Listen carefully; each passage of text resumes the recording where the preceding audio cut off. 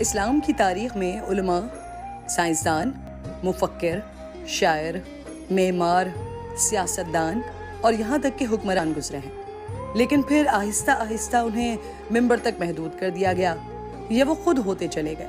آج کے دور میں پاکستان میں اگر کوئی عالم دین ہے تو اس کا مطلب سمجھا جاتا ہے کہ وہ نہ تو کسی سپورٹس میں حصہ لے سکتا ہے، نہ ہی وہ عوامی انداز میں گفتگو کر سکتا ہے، اور مزاحیہ جملے بولنا تو جیسے ان کے لیے حرام ہو۔ علماء کے لیے یہ تاثر بھی دیا جاتا ہے کہ وہ ٹیکنالوجی سے دور رہتے ہیں۔ اچھی گھڑی اور سوٹ بوٹ پہننے والے عالم کو زمانے کے تانے سننے کا عادی بننا پڑتا ہے۔ پاکستان میں علماء کو سخت گیر سمجھا جاتا ہے۔ اس کی بڑی وجہ شاید وہ خود ہیں، کیونکہ آج بھی علماء کی بڑی تعداد ہے جو کھیلوں کو وقت کا ضیاع سمجھتی ہے۔ یہاں تک کہ کرکٹ جیسا مقبول کھیل آج بھی بہت سے لوگوں کے نزدیک جائز نہیں۔ کسی عالم کو سوئمنگ کرتا دیکھ لیں تو کہتے ہیں ان کے شوق تو دیکھو۔ روایتی باتوں اور انداز کے خلاف جانے والے علماء یقیناً عوام میں بہت مقبول ہیں، جن میں ایک ابھرتا ہوا نام مفتی طارق مسعود کا ہے، جن کا انداز بیان لوگوں میں دینی بیانات کے حوالے سے دلچسپی پیدا کر رہا ہے۔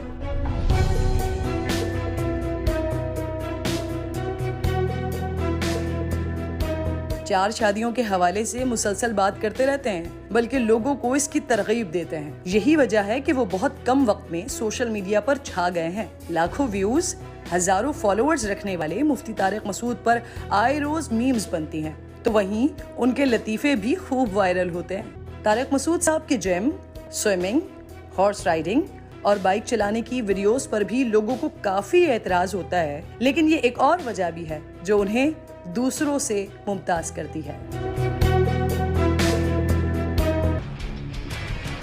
السلام علیکم جی، آپ دیکھ رہے ہیں پروگرام 7 سے 8 عید اسپیشل۔ میں ہوں کرن ناز۔ بہت بہت عید کی خوشیاں آپ تمام لوگوں کو مبارک ہو۔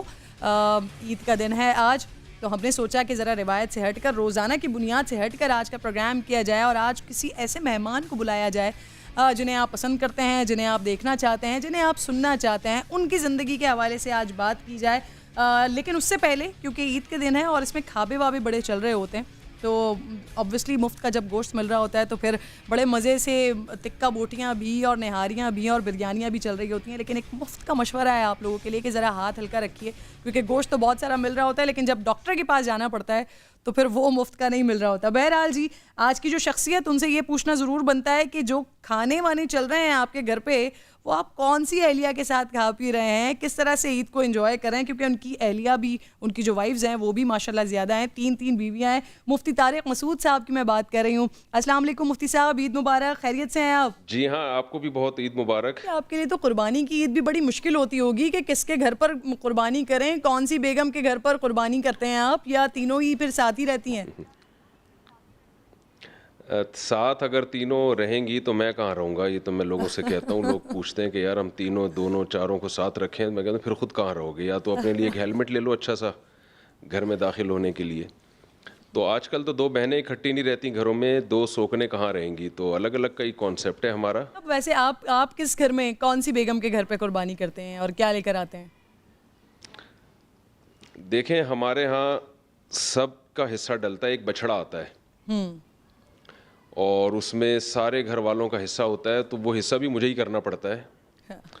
تو سب کی طرف سے ایک ایک حصہ اپنے حصے سمیت میں ڈالتا ہوں اس میں، اور وہ گوشت ڈیوائیڈ ہو کے سب گھروں میں پہنچ جاتا ہے۔ ایک خواتین کو تو ایک یہ بھی شوق ہوتا ہے نا، ان کے گھر کے باہر جو ان کا جانور آیا ہے وہ بندھا ہوا ہو، تو پھر آپ کس کے گھر کے باہر کھڑا کرتے ہیں؟ جی ہاں، آپ بتا چکے ہیں کہ آپ کسی الگ الگ رہتے ہیں۔ نہیں، میرے تینوں گھر قریب قریب ہی ہیں۔ یہ آپ خوش قسمتی کہہ لیں یا بدقسمتی کہہ لیں، ٹھیک ہے، میرے تینوں گھر قریب قریب ہیں۔ اس کے کچھ نقصانات بھی ہیں، لیکن ایک فائدہ یہ ہے کہ بچھڑا پھر تینوں گھر کے بیچ میں بن جاتا ہے۔ ایک جانور ہم ہر دفعہ ایسا ہی لے کر آتے ہیں جو ذرا پخراٹی نہ ہو اور معصوم سا ہو، یعنی مارے نہیں، بچے اسے گھما سکیں۔ آج کا جو دن ہے نا، وہ اجتماعی طور پر اور پورے پاکستان میں یوم سسرال کے طور پر منایا جاتا ہے، تو آپ کے لیے تو بڑا مشکل ہو جاتا ہوگا عید کے دوسرے دن۔ تمام تینوں بیگمات کی خواہش ہوتی ہوگی کہ وہ اپنے گھر آپ کے ساتھ جائیں، تو پھر آپ کیسے مینیج کرتے ہیں، کس کے گھر جاتے ہیں؟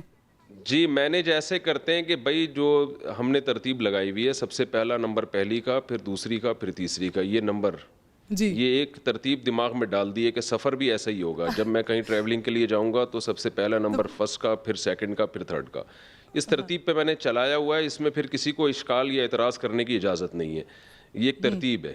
مسئلہ وہاں ہوتا ہے, فسادات وہاں ہوتے ہیں جہاں آپ کسی ترجیح کے بغیر جب آپ کسی کو ترجیح دینے لگتے ہیں, کوئی وجہ نہیں ہوتی, تو پھر ظاہر ہے دل میں نفرتیں پیدا ہوتی ہیں, لڑائی جھگڑے ہوتے ہیں. تو اگر آپ نے چوتھی ہو گئی آپ کی تو پھر تو عید بھی 4 دن کی ہوگی مفتی صاحب.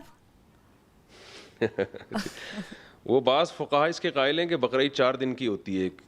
کچھ ایک مسلک میں یہ بھی ہے, تو دیکھیں گے وہاں سے کوئی گنجائش نکال لیں گے ہم. اچھا مفتی صاحب, یہ عید جو ہوتی ہے نا وہ کھانے پینے کی ہوتی ہے, تو کون سی بیگم کے ہاتھ کی ڈش آپ پسند کرتے ہیں؟ یہاں پر بھی آپ نے نمبر لگائے ہوئے, پہلے دن اس کا کھانا, دوسرے دن اس کا, اور تیسرے دن اس کا. دیکھیں یہ ایسا سوال ہے کہ اگر میں نے بتا دیا نا کون سی وائف کھانا اچھا پکاتی ہیں تو بقیہ 2 کے لیے پھر میرے لیے گھر میں عید میری ساری برباد ہو جائے گی. میں ان کو وضاحتی بیان ہی دیتا پھروں گا کہ میرا مطلب یہ تھا اور میرا مطلب یہ تھا. تو کچھ باتیں راز کی ہوتی ہیں, 2-3 شادیوں والے ہر بات بتا نہیں سکتے. وہ کہتے ہیں نا سب بتا دوں ہاتھ پاؤں کٹوا دوں. یہ اسی طرح کا سوال ہے.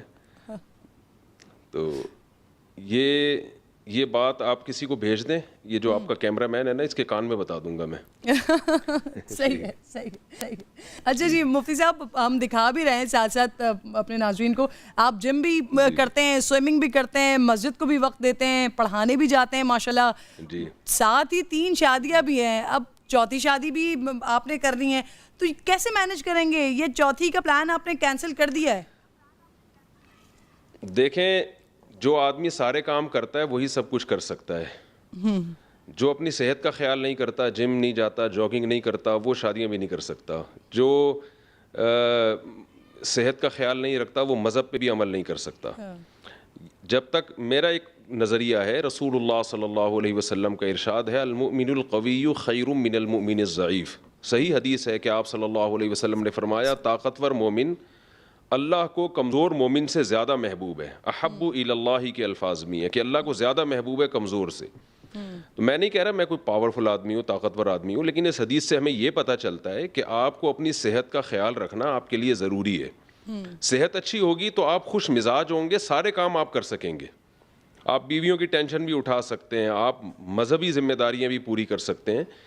تو یہ دونوں چیزیں جمع ہو سکتی ہیں کہ آپ صحت کو بھی ٹائم دیں, ایکسرسائز بھی کریں اور باقی کام بھی آپ کریں. جو لوگ ایکسرسائز نہیں کرتے یا اپنی فزیکل ایکٹیویٹی کوئی ان کی ہے ہی نہیں, وہ ہر چیز میں ٹھس ہوتے ہیں, کسی کام کے نہیں ہوتے.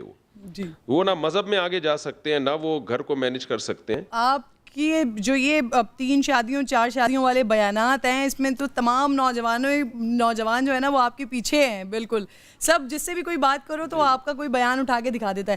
تو میں چاہتی ہوں ذرا آپ یہ جو آپ کی باتیں سن کر پھر شوق بھی رکھتے ہیں کہ اسی سنت کو بس ادا کر دیا جائے, تو ان کو ذرا یہ تو بتائیں کہ جب آپ 3 اور 4 شادیاں کرتے ہیں تو پھر اس میں کتنا اخراجات کتنے ہوتے ہیں, خرچے کتنے ہوتے ہیں, پھر آپ اپنی پرسنالٹی کے حوالے سے بھی بتائیے کہ آپ کیسے مینج کرتے ہیں.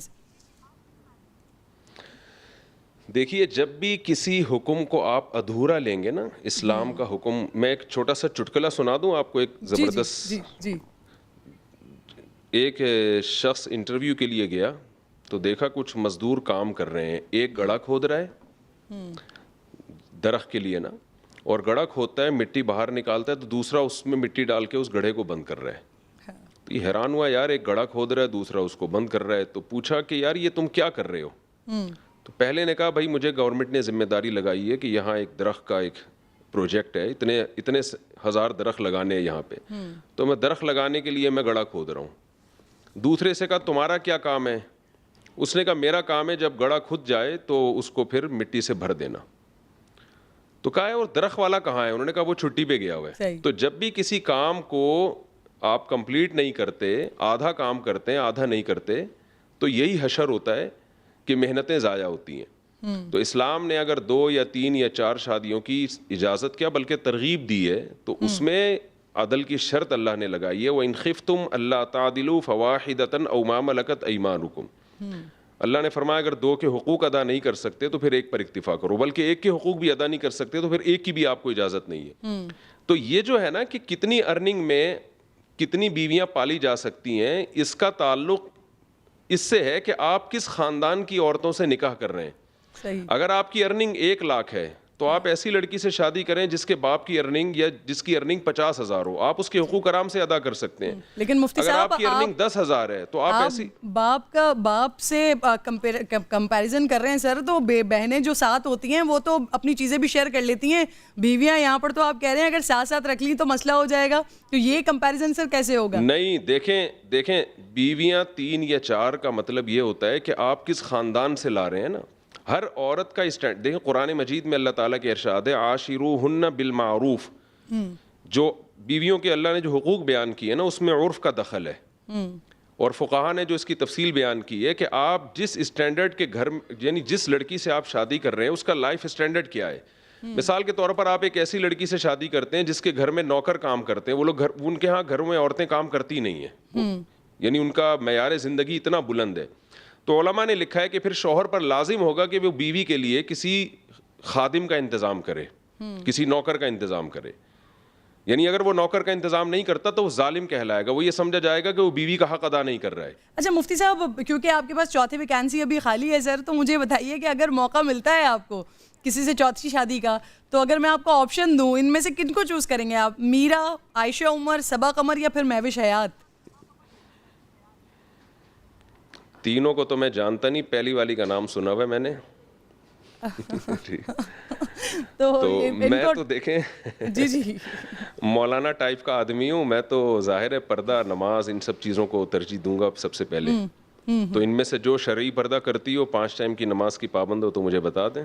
ویسے سرحد پار ایسا بھی ہوا ہے, مفتیان کرام نے کچھ میڈیا انڈسٹری کی خواتین سے شادی کی ہے اور پھر ان کو باپردہ بنا دیا ہے. دیکھیں باپردہ بنانا اتنی ٹینشن, اب میں پہلے اتنی ٹینشنوں میں گھرا ہوں, مجھے تو ریڈی میڈ چاہیے باپردہ. ٹھیک ہے, ریڈی میڈ نمازی, جی ٹھیک ہے. اچھا, بنانے کی ٹینشن کا ٹائم نہیں. صحیح. علامہ صاحب, اب ویسے عالم بننا مشکل ہے یا وہ شوہر جس کی بیگم خود تعریف کرے؟ ہمارے والد صاحب ایک لطیفہ سنایا کرتے تھے کہ ایک خاتون, ایک صاحب بزرگ تھے, ان کی وائف ان کی تعریف نہیں کرتی تھی, ساری دنیا ان کے ہاتھ چومتی تھی اور بڑی بڑی کرامتیں ظاہر ہوتی تھیں ان کے ہاتھوں سے, لیکن ان کی بیگم کو جب پتہ چلتا وہ کہتی ہیں ایسی فراڈی ہے. تو بڑے جھنجھلا جاتے کہ یار بیوی نہیں مانتی, باقی ساری دنیا مانتی ہے. تو ایک دن انہوں نے بھیس بدل کے کرامت دکھائی. وہ بھیس بدل کے گھر کے باہر گئے اور ہوا میں نا اڑتے ہوئے اپنے مکان کے صحن میں سے گزرے. تو ان کی بیگم نے دیکھا, واہ بھائی واہ, یہ تو کیا بزرگ ہیں جو ہوا میں اڑتے ہوئے جا رہے ہیں. تو جب وہ گھر میں آئے تو ان کی وائف نے کہا کہ دیکھیں بزرگ اس کو بولتے ہیں, ایک آپ ہو, ایک بزرگ یہ ہوتے ہیں کہ ہوا میں اڑتے ہوئے گزرے میرے سامنے. تو وہ بیچارے بڑے خوش ہوئے اور کہنے لگے بیگم وہ میں ہی تو تھا. تو کہتی ہیں اچھا, جب بھی تھوڑے ٹیڑے ٹیڑے سے اڑ رہے تھے, سیدھے نہیں تھے. تو انسان گھر کے باہر ہیرو ہوتا ہے, گھر میں کوئی ہیرو نہیں ہوتا. ایک انگریز نے لکھا ہے کہ صرف محمد صلی اللہ علیہ وسلم کی شخصیت ایسی تھی, یہ آپ کا معجزہ تھا, یہ آپ کی ایک کمال تھا کہ آپ گھر کے باہر بھی ہیرو اور گھر میں بھی ہیرو. تو بیگم سے کے زبان سے اپنی تعریف نکلوانا اونٹ کو رکشے میں بٹھانے سے زیادہ مشکل ہے. صحیح. اچھا مجھے یہ بتائیے مفتی صاحب, آپ 4 شادیوں کی سر بات کرتے ہیں, سر پہلی بیوی کے ہوتے ہوئے دوسری شادی نہ کرنا بھی تو سنت ہے؟ دیکھیے سنت اس عمل کو کہا جاتا ہے جو رسول اللہ صلی اللہ علیہ وسلم نے بطور دین کے کیا ہو, دین کے طور پر. اس کی میں ایک مثال دیتا ہوں. جو کی روٹی آپ صلی اللہ علیہ وسلم نے کھائی ہے, لیکن جو کی روٹی کو ہم دینی سنت نہیں کہہ سکتے, اس لیے کہ کلچر تھا. آپ صلی اللہ علیہ وسلم نے اونٹ کا گوشت کھایا ہے, لیکن ہم اس کو ایز دینی سنت نہیں کہہ سکتے, اس لیے کہ کلچر تھا. صحیح. تو نبی صلی اللہ علیہ وسلم نے حضرت خدیجہ رضی اللہ تعالی عنہا کی موجودگی میں دوسری شادی نہیں کی, اس لیے کہ یہ ہجرت سے پہلے کا زمانہ ہے. ہجرت سے پہلے دین کے احکام تفصیلی طور پر نازل نہیں ہوئے تھے, اور آپ صلی اللہ علیہ وسلم کی طبیعت میں اللہ نے دنیا سے بے رغبتی رکھی تھی. یہی وجہ ہے کہ آپ نے 25 سال کی عمر میں ایک بیوہ سے شادی کی ہے جو 2 دفعہ بیوہ ہو چکی ہیں. حالانکہ عرب کے کلچر میں یہ نہیں تھا, عرب تو جوانی میں کئی بیویاں رکھا کرتے تھے, اور آپ صلی اللہ علیہ وسلم نے 49 یا 50 سال کی عمر تک نکاح نہیں کیا. تو اس کے بعد جب ہجرت کا زمانہ قریب آیا ہے نا, تو پھر آپ صلی اللہ علیہ وسلم نے کثرت سے نکاح کیے.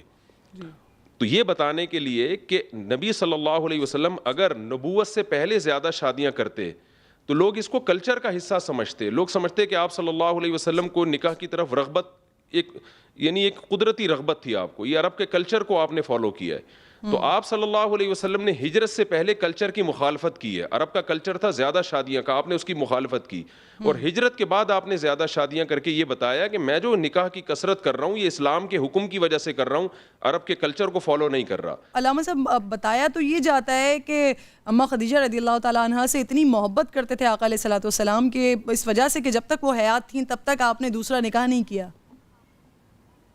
نہیں, یہ اس کی کوئی ہمارے پاس اوتھینٹک دلیل نہیں ہے. حضرت عائشہ رضی اللہ تعالی عنہا سے نبی کو بہت زیادہ محبت تھی جیسے حضرت خدیجہ سے تھی. اور ایک روایت میں ہے کہ آپ صلی اللہ علیہ وسلم نے فرمایا جیسے سرید کو تمام کھانوں میں فضیلت ہے, اسی طرح عائشہ کو بھی تمام عورتوں پہ فضیلت ہے. تو امی عائشہ سے بھی بے پناہ محبت تھی آپ صلی اللہ علیہ وسلم کو, اس کے باوجود ان پر اتنی ساری شادیاں کی ہیں.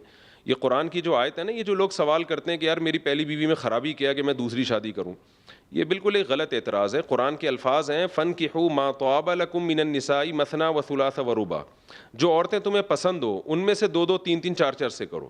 تو اس میں اللہ نے بتا دیا کہ چاروں پسندیدہ ہونی چاہیے, یہ نہیں کہا کہ جو ناپسند ہو تو ان سے کرو. تو پہلی پسندیدہ ہوگی, آپ کی فیوریٹ ہوگی, اس کے بعد آپ دوسری کریں, اس کے بعد آپ تیسری کریں, اس کے بعد آپ چوتھی کریں. تو چاروں پسندیدہ ہی ہونی چاہیے. اچھا, چھوٹا سا بریک لے رہی ہوں, بریک کے بعد واپس آتے ہیں, پھر یہیں سے بات کو کنٹینیو کریں گے.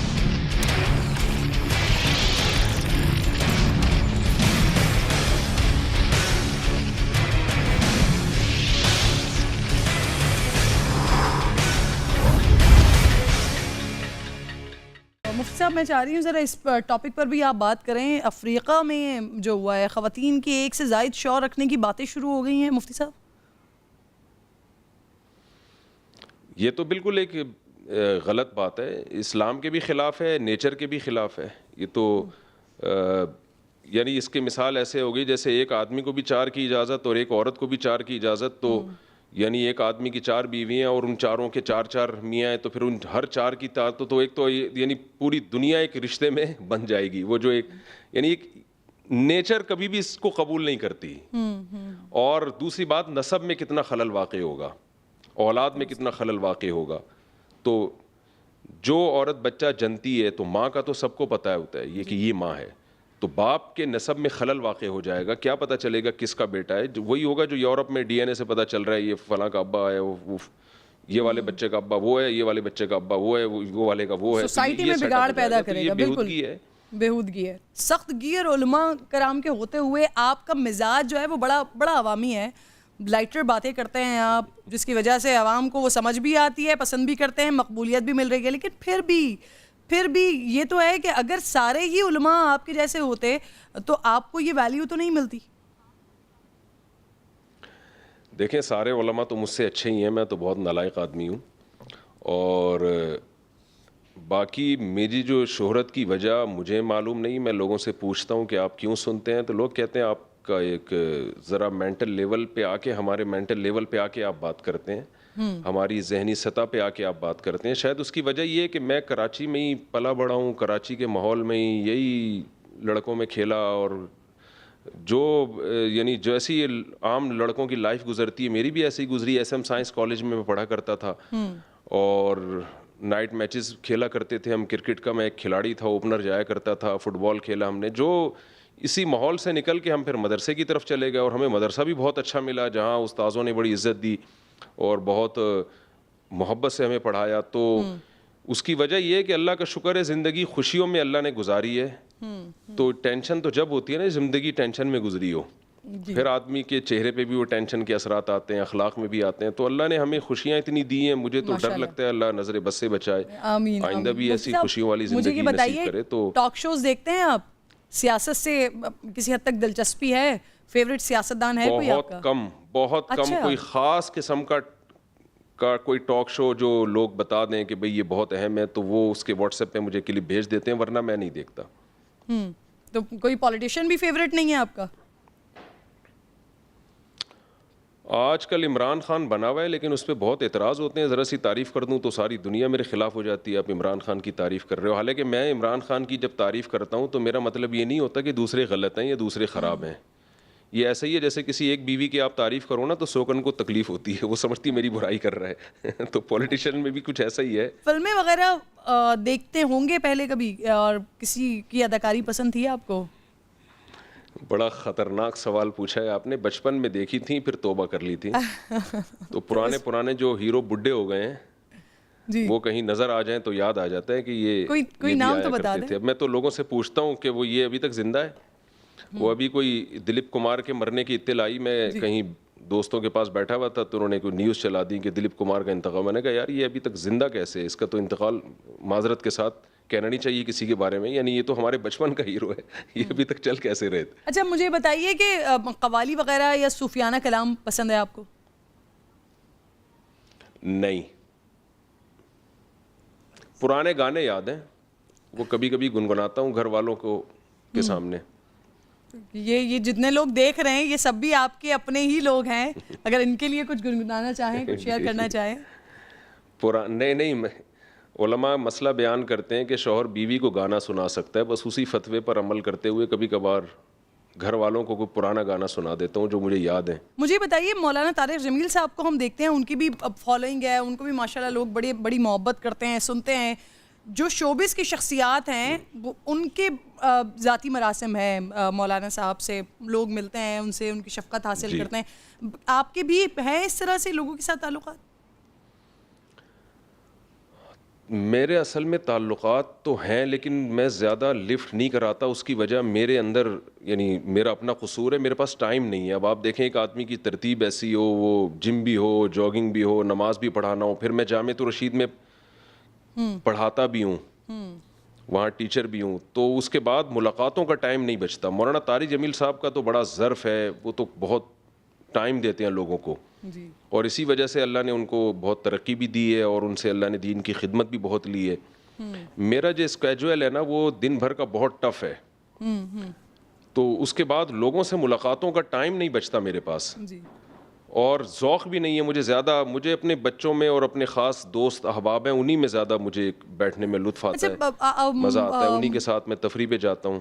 مولانا صاحب تو اپنا ماشاءاللہ برانڈ چلا رہے ہیں, آپ کا بھی ہے کچھ مستقبل قریب میں کچھ کرنے کا ارادہ, کوئی برانڈ لانے کا, کوئی کاروبار بزنس؟ فی الحال میرا کوئی نہیں, میرا کوئی برانڈ نہیں ہے فی الحال. میرے پہلے سے ایک کاروبار چل رہا ہے تقریباً 15-16 سال سے, وہ پہلے سے چل رہا ہے ایک بزنس, لیکن برانڈ میرے نام سے نہیں ہے. اچھا, صحیح. اور وہ کس چیز کا کاروبار ہے آپ کا, مفتی صاحب بتانا چاہیں گے؟ میرا شہد کا بھی ہے بزنس, اور قربانی کے دنوں میں یہ جانوروں کا بھی بزنس کرتا ہوں میں. اچھا, اور یہ بہت پہلے سے ہے, میرا خیال ہے 15-16 سال تو ہو گئے. پلاٹ کا بھی میرا بزنس ہے, پلاٹ خریدنا بیچنا, اس میں انویسٹمنٹ کرنا. مفتی صاحب تھوڑا سا ٹائم دیجیے گا, ایک چھوٹا سا بریک لے رہی ہوں, بریک کے بعد واپس آتے ہیں, پھر یہیں سے بات کو کنٹینیو کریں گے.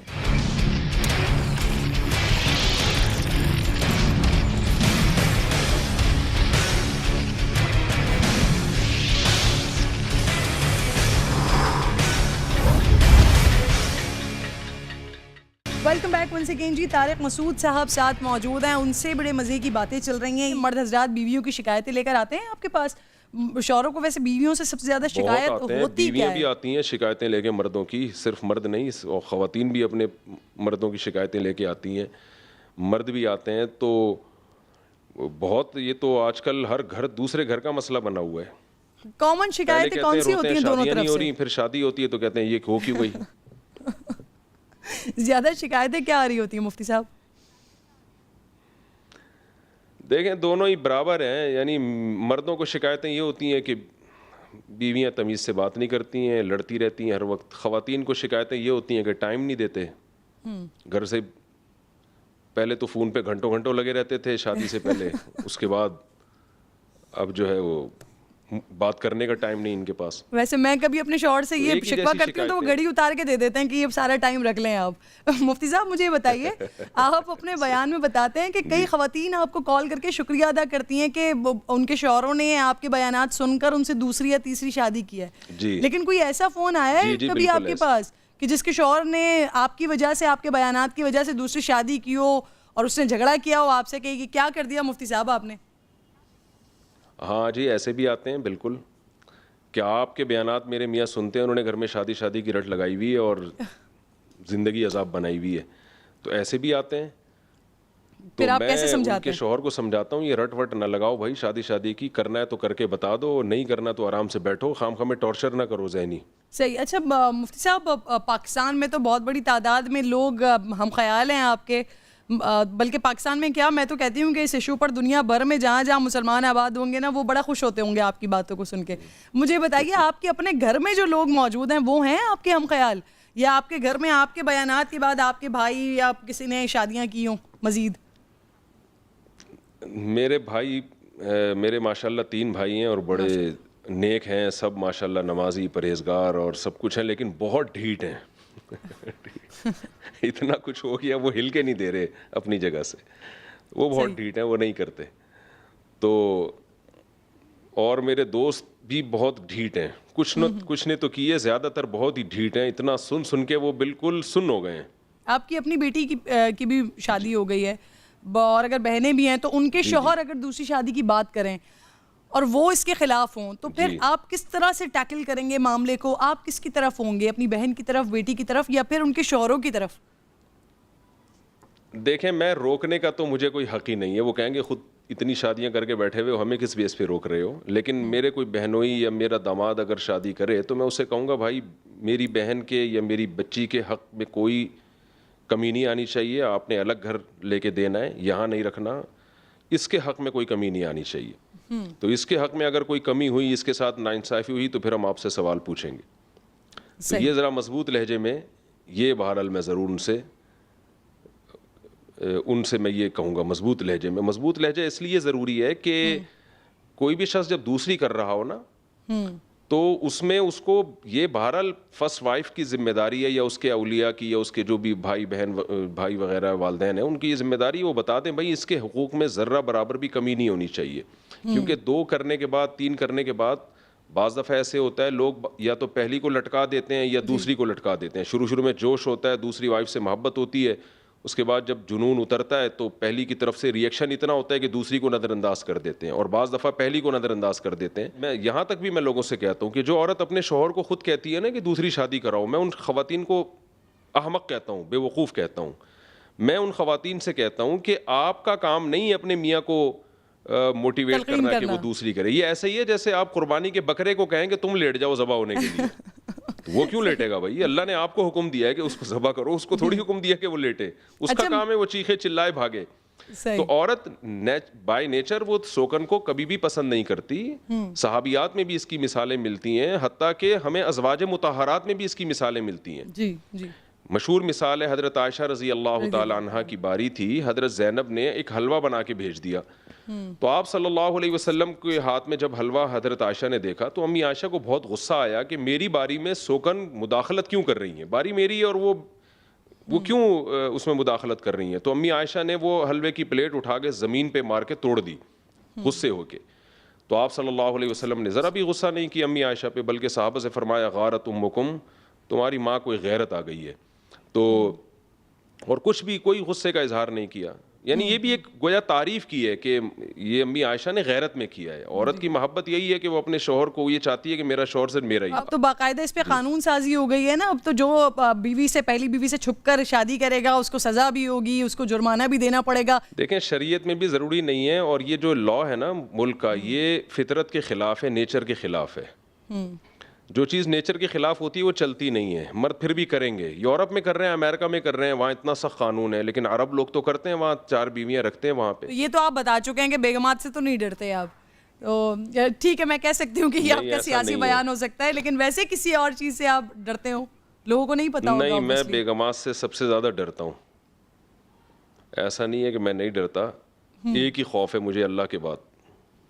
البتہ میں شادیاں کرنے سے نہیں رکتا. میں نے 2 3 شادیاں کی ہیں نا, یہ بہت زیادہ مجھے بہت ٹینشن اٹھائی ہے میں نے اس کے لیے. یہ اتنے آسانی سے نہیں ہو گیا کام. اچھا. یعنی اس میں بندوقیں بھی نکلی ہیں. اچھا. آپ کی پہلی بیوی ہے, دوسری بیوی کی سسرال کی طرف سے؟ آسانی سے نہیں ہوا یہ کام. رقم وغیرہ چھپاتے ہیں بیگمات سے اپنے, اور گھر کے آپ کون سے کام ویسے کرتے ہیں؟ جی بالکل چھپاتا ہوں. میری آمدن پوری کسی وائف کو معلوم نہیں ہے, ورنہ میں چوڑے میں آ جاؤں گا بالکل. بیویوں کی شاپنگ سے پریشان ہیں آپ؟ وہ آدمی کیا جو بیویوں کی شاپنگ سے پریشان نہ ہو. ویسے اس بار عید پر کتنا خرچہ کیا؟ لیکن اب نا میں نے ہر چیز کو مینج کیا ہوا ہے. میں آپ کو ایک تھوڑا سا دلچسپ واقعہ سناتا ہوں. یہ شروع میں نے بہت ٹینشن میں ٹائم گزارا ہے, کیونکہ پہلا ہی تجربہ تھا ہمارے خاندان میں, کسی نے بھی نہیں کی شادی, تو میں تو بالکل پھنس گیا تھا نا کہ مینج کیسے کرنا ہے. تو شادی کرتے ہوئے بھی بہت ٹینشنیں اٹھائی ہیں میں نے, اور شادی کے بعد بھی بہت اٹھائی ہیں کہ مینج کیسے کرنا ہے. اب جا کے اللہ کا شکر ایک اصول بن گیا, اور جیسے کوئی کمپنی چلائی جاتی ہے نا ایسے ہی میرا گھر چل رہا ہے. ایک دفعہ ایک اسٹیٹ ایجنٹ آئے میرے پاس, کوئی پلاٹ کا کوئی کام وغیرہ تھا, ان سے خریداری تھی, تو میں نے کاغذات منگوائے. تو اتفاق کی بات ہے وہ میرے گھر کے خرچے کے کاغذات بچہ اٹھا کے لے آیا. تو اس میں تینوں گھروں کی فائلیں بنی ہوئی تھی, اتنے آلو, اتنے پیاز, اتنے ٹماٹر, اتنا بریڈ, اتنی انڈے, اتنا گوشت. تو وہ پورا ایک جو ہے نا, میں ایسے کرتا ہوں کہ مہینے کی پہلی تاریخ کو جو میری وائفس ہیں وہ کر دیتی ہیں, اس میں پوری لسٹ بنا کے دے دیتی ہوں گی بل بنا کے نا کہ اتنے انڈے آئیں گے, اتنے آلو آئیں گے, اتنے ٹماٹر آئیں گے, تو اس کے پیسے میں پکڑا دیتا ہوں. اچھا مفتی صاحب مجھے بتائیں گے کہ آپ نے کتنے عرصے میں, آپ نے پہلی بیوی کے کتنے عرصے کے بعد آپ نے دوسری اور تیسری شادی کی ہے؟ اس وقت جو میری وائف ہیں 2005 میں ان سے میری شادی ہوئی تھی, پھر 2008 میں ہوئی, پھر میری وائف سے ایک علیحدگی بھی ہوئی ہے. اچھا 2011 میں ہوئی تھی, لیکن ان سے علیحدگی ہو گئی تھی. پھر میری شادی ہوئی ہے 2018 میں. صحیح. اچھا اب یوٹیوب اور فیس بک پر تو آپ ہیں, ٹک ٹاک پر آپ کب آ رہے ہیں مفتی صاحب؟ دیکھیں یوٹیوب پر بھی میں خود نہیں آیا, پبلک لے کر آئی ہے چینل بنا کے. ہمارے ساتھیوں نے چینل بنایا, مجھے لے آئے, میرے بیانات کو یوٹیوب پہ ڈالنا شروع کیا. مجھے پتہ بھی نہیں چینل کب بنا, کب مجھے میرے بیانات یوٹیوب پہ ڈالنا شروع کیے گئے. مجھے نہیں پتا میرا فیس بک پیج کب بنا اور کب اس پہ میرے بیانات نشر کرنا شروع ہوئے. تو ہمارے جو انتظامیہ ہے, ہمارے جو خدمت گزار لڑکے ہیں جنہوں نے میرے بیانات کو انٹرنیٹ پہ ڈالنا شروع کیا, وہ شاید انہوں نے ٹک ٹاک پہ کوئی بنایا ہوا وہ چینل, مجھے پتہ نہیں ہے. بہت بہت شکریہ مفتی طارق مسعود صاحب, پروگرام میں آپ موجود تھے ساتھ. عید کا بڑا قیمتی دن ہوتا ہے, فیملی کے ساتھ گزارنے کا دن ہوتا ہے, لیکن آپ نے آج پروگرام کے لیے وقت نکالا, اس کے لیے میں بڑی شکر گزار ہوں آپ کی. پروگرام کا وقت بھی ختم ہو گیا ہے. ناظرین, عید منائیے, خوشیوں سے منائیے, اپنا اور اپنی فیملی کا بڑا خیال رکھیے. اللہ نگہبان.